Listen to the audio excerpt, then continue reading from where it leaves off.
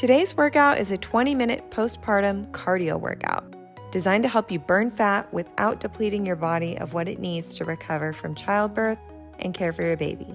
This workout is low impact with both beginner and advanced options. No equipment needed. Let's get started. Hey mamas, welcome to today's 20-minute postpartum fat burning cardio workout. We're gonna work for 20 minutes, 2 sets of work, 50 seconds on, 10 seconds off with a short break in between. We're gonna get started right away. Make sure you're warmed up before we go. All right, we're gonna start with a step squat jack. So I'm gonna show you options for every move, but we're gonna step out, reach for the floor, stand up, touch to the top. Repeat on the other side. So step wide, touch to the top. Now the first set, we're really gonna get these moves down, get comfortable, and then the second set, we're gonna push the pace a bit. So feel free to take it at your own pace and go slower if you want to start. Now you can see I'm stepping wide, pushing my knees out in the squat, hips back and down. My butt's going almost to my knees and my hands are reaching toward the floor. If you cannot reach toward the floor without hunching over, I want you to just reach down as low as you can until you start to feel that compensation happen. And again, you don't have to move the arms out, just adds a little extra intensity to get that heart rate up. Same thing with the hands down, it just makes those legs work a little bit more, which sends that work to the heart. And the goal today is to get that heart rate up in a safe way. Rest. 10 seconds, if you need longer, take it. We're gonna do a knee lift with a twist. So bringing those hands up, fingers to temples, abs braced. We're gonna twist to the right and to the left. So just bring the knee up to meet the elbow. So same thing here, we don't wanna hunch over. We wanna keep good posture and rotate through the obliques. So the chest turns, but the hips do not. Knee comes up as high as you can get it. Now be mindful, if you're newly postpartum, this movement may not feel good. You may need to do a little lower with the knee. Totally fine. You may even need to take your hands here to your chest, and that's fine too. But again, I want you to pay attention, maintaining good posture throughout and maintaining core engagement. If you're curious about what I mean by that term, make sure you've done some of my postpartum core workouts, either before this or alongside this, to help get the most out of this workout. Your core is so important. And rest. We're gonna move on next to a shuffle touchdown. So come over to one side of your mat. I'll show you modifications for this. We're gonna shuffle across, touch the floor, shuffle back to our spot. Here we go. So coming feet wide, shuffle touch. Same thing on the other side. I'm just going the length of my mat, but you can go further if you have more space. But you want to make sure you have about a yoga mat's length of space here so you can really get into that shuffle. Now, if you don't want to shuffle, step it across and touch. Same thing as with that squat touch jack. I want you to keep the chest up. So if you're hunching, just don't reach to the floor. And if you can, pick it up a little bit. Another way to make it more intense is to stay low as you shuffle across. So your hips are back, but again, that chest is up. You're really gonna feel it in those legs, and again, that work's gonna go right to the heart. But remember, we're keeping it safe, so do what feels good for you. It doesn't have to be the most intense thing ever. All right, starting to work into the single leg exercises. So knee drive. We're gonna put our weight in the front leg, hands up, back leg. We're gonna bring that knee up, hands tap the kneecap. All your weight, majority of it, is in that front leg. Belly button is pulled in towards spine, chest is up, shoulders are back and down. So I'm going a little slower now, so you can really get that feel for the move. By putting all your weight here, you're gonna feel it in the glute, your core stabilizers, and then once you feel good, you can add the speed. You can really bring that knee in, but again, don't drop your chest, bring that knee up as high as you can get. If you can't quite touch, no big deal. Don't sacrifice form, just go a little lower. Don't touch the knee. Almost there. Rest. All right, same thing, other side. You'll see right away, this one gets the heart rate up quickly. But again, feel free to slow it down. If you don't wanna go that hard too quickly, take it at your own pace. Again, depending on how far postpartum you are, you may need to slow it down, and that is perfectly okay. My daughter just turned 1, so I feel like I'm getting to the point where I can really push myself in workouts. But you may not be as far along postpartum, or you may have just started your postpartum fitness journey, regardless of how far along postpartum you are. Never too late to start it. Whew. Again, pushing through that front heel, or the front leg rather. You can really feel those glutes turn on, and any single leg exercise we do really works the core even more. Rest. All right, we're gonna keep moving. Next, we're gonna do an inchworm. So come to the back of your mat, take your feet a little wider than hip distance apart. We're gonna crawl forward into a plank, hips back, crawl out nice and slowly, bring the shoulders over the wrists, and then come back through that squat. Stand up, let's repeat that. So squat first, crawl to a plank. Now, if you're not ready for the plank, drop the knees, come to bear position, and then crawl back up. So again, focus on the mobility first, the mobility component. We want to work through that squat and really connect to the core, pelvic floor, posture. And then once we get that, you can start to speed it up, even to the point where you're barely touching those hands down. You're just crawling, really fluid movement. But again, that's why we're gonna do 2 rounds today, so you can really get a feel for these movements. Rest. We're gonna move to a half burpee. So lots of options here. We can jump, we can step. Let me show you first the stepping version. Reach for the floor, walk the front foot, back foot to a plank, walk it in, front, back, stand up. Let's repeat that again. Alternate the feet you step back with if you can remember to do it. Again, like that, inchworm, chest up, move through the squat first. Now, if you find that's a little easy for you and you're ready for the hop, jump out, jump in, still staying in a squat, stand up. Jump out, jump in, squat. Really important to connect to that core and pelvic floor here.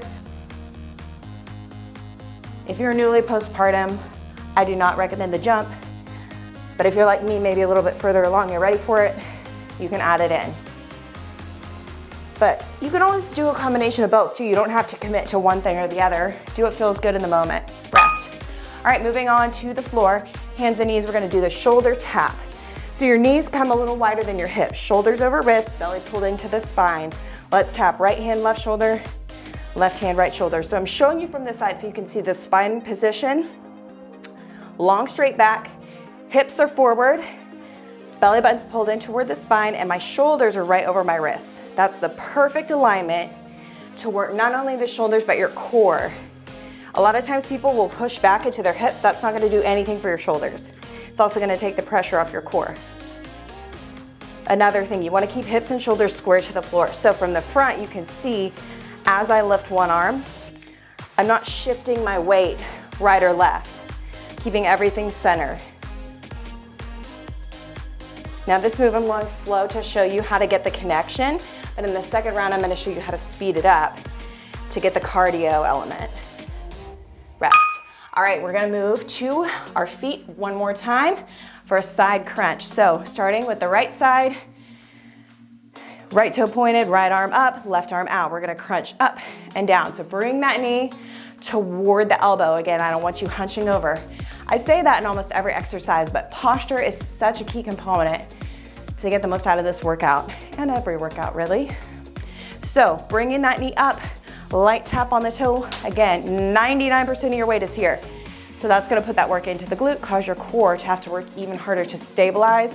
And then these obliques are working hard to get that crunch. Really bring that knee up. I know you could bring your arm down, but can you get the knee higher to really get those obliques firing? And again, we're going slower. Take it at your own pace. We'll speed it up next round if you're ready for it.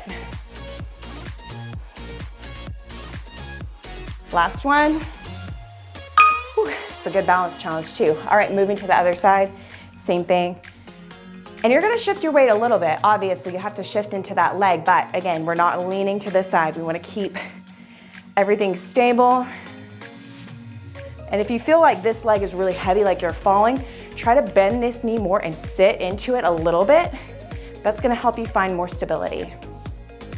Another thing that always helps If you're struggling with some of these single leg exercises, hold on to something. You can grab a chair or a countertop or the edge of your couch, something to help work on improving your balance.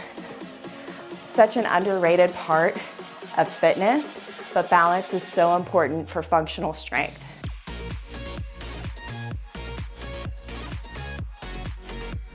Really connecting to those obliques. Exhale on that crunch. Feel that connection, ribs to hips. All right, we've made it through our first round. So we've got a 30-second break. Feel free to grab water. Do anything you need to do to promote recovery. If you need to pause it, pause it. If you need to stop here, you're free to stop here. Do what feels good to you today, but if you want another round, we're gonna keep going, and this time, add a little more of that cardio component. So you know the moves now. We're gonna start to speed up just a little bit so the heart rate goes up a little more. Step squat jacks. Are we ready? Starting to the right. Reach for the floor, tap. So if you're ready for it, let's move it a little faster, reaching all the way down, tapping the floor. I've got long nails, so I can kind of cheat on this one. My nails hit the floor before my hands do. But if you wanna really go for it, palms on the floor, that'll slow you down. You're really having to get into those hips. But hip mobility is so important. So that's why I want you to try to go low. And another thing, when you get deep into a squat, you make the legs work. Big muscles. When the heart has to pump blood to those muscles, what happens? Heart rate goes up. Makes sense, right? Couple more here, we're almost there. Rest. All right, moving along to that knee lift with the twist. So reconnect to that core pelvic floor, brace, fingertips up, good posture. Side to side. Don't lose that rotation. As we aim to speed up this round, the thing we're gonna have to leverage is our technique. So making sure we maintain that strong form, that foundation we built in the first round, and then we speed up. And if we feel like at any point we're compensating, losing that form, we slow it back down. Or if you feel like this is too intense for you, you do not have to keep up with me. You can go faster than me, but you can also go slower. You can take more breaks. That's the beauty of timed intervals. There's no counting reps. You don't have to worry about how many you're getting. I want you to think quality over quantity always. Rest. All right, moving to that shuffle touchdown. So we're gonna speed it up. If you do not wanna shuffle, you can step it. So sit back into those hips, stay low if you can, reach for the floor. Keeping that chest up, hips back.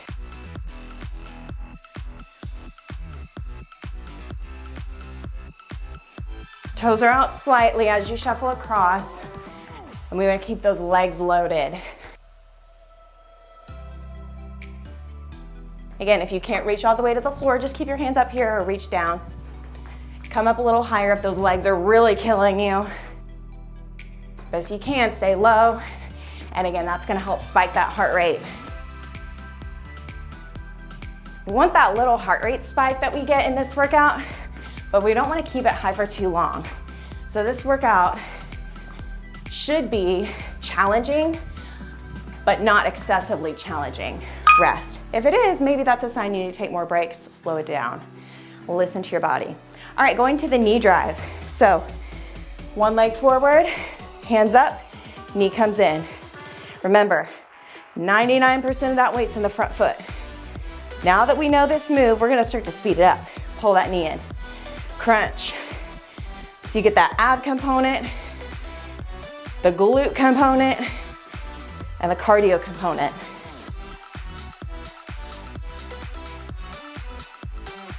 Make sure you're keeping that back long and straight, chest up. We're more than halfway there, but this one is one of those, it feels like you're doing it forever because you can move faster than that clock. Less than 10 seconds.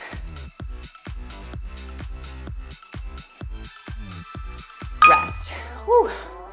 All right, same thing, other side. So reset that form, shifting the weight forward, hands up, let's go for it.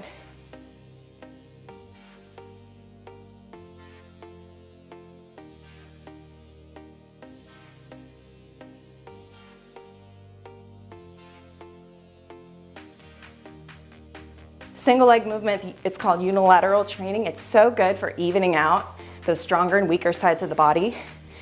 And that can become exacerbated during pregnancy and postpartum because we get out of balance from just the weight changes and all the demands on our body, not just from pregnancy and childbirth, but afterwards. Carrying a baby, breastfeeding, we all have a preferred side of doing things. So it's so important to strengthen both sides together and then separately to even everything out. That's how we avoid injury too. Rest. All right, moving along to that inchworm.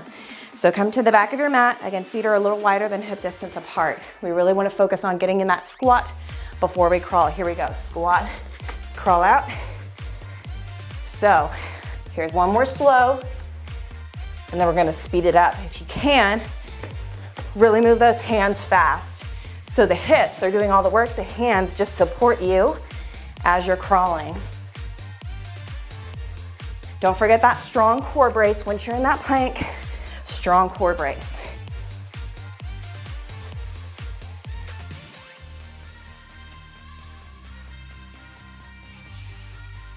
We're about halfway there, more than halfway there. So if you need to slow it down, do a check. How's your form? Are you staying strong? If not, pull it back. Rest. We're moving along to that half burpee. So it's gonna get intense, but it's gonna feel good. Step or jump. Let's do it. Don't forget about that squat first. When you're in that plank, butt down, shoulders over wrists. Want good technique. So we're effectively training the core with the upper body and the lower body. When you do that, you're gonna strengthen that core. It's called reactive core training.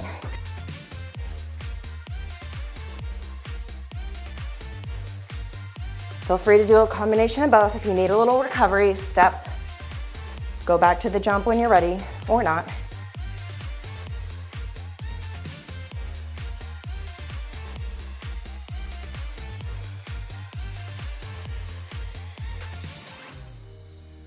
Done. All right, moving along to the shoulder taps. Come back down, knees wide, shoulders over wrists, abs tight. Here we go, strong and stable. Pick it up this round if you can. Now I'm staying with my knees down. Maybe if you are further along postpartum, ensuring that you don't have diastasis recti or core dysfunction, you can get up on those toes. But again, it's not necessarily about being on the knees or toes, it's about good form, moving with control and a quickness this round. But again, I really want you to make sure you're working on your core alongside these exercises. So my postpartum ab program, I always suggest to moms, regardless of how postpartum they are, how far out they are from having a baby, it's so important to heal your core if you want to feel strong in exercises and workouts like these. Rest. All right, moving to that side crunch. Only a couple more and we are done. So arms up and then bring that knee to the elbow. Ribs to hips, get into those obliques. So you're almost leaning forward a little bit when you bring that elbow down, just slightly. And then bring that knee up nice and high to meet it in the middle. So you're not really striving to bring that elbow down, you're just kind of crunching through those obliques, rib to hip, if you can see, rib to hip. Again, feel free if you need to hold on to something, but if you're comfortable, see if we can pick up the pace just a little.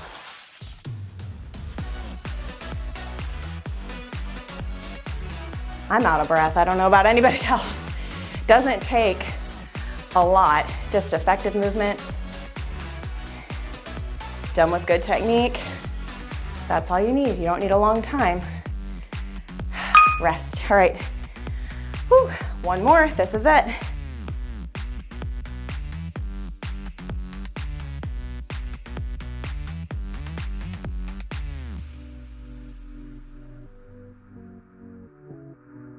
Best part of this workout too is not only are you getting cardio, but you're getting strength. Full body strength, mobility, core work, which is so important. And it just feels good. It feels good to move, to challenge yourself, but in a sustainable way. And that's the goal of all my workouts, especially the postpartum ones. If you're pregnant, I've got ones for that too. If you're not pregnant or postpartum, I've got ones for you too. But regardless of if you've had a baby or not, this one is a good one. We're almost done with it. Just a couple more.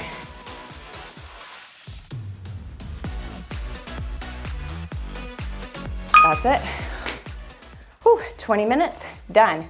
You could also repeat another round, another 2 rounds, depending on how you're feeling, or cut it in half. It's really up to you. Do what feels good for your body. I hope you enjoyed that. And be sure, again, like I said, to check out my playlist. I've got a ton more pregnancy, postpartum, and just regular workouts that you can do at home with minimal equipment. Let me know in the comments what you think, what you'd like to see next time, and I'll see you back here for our next workout together.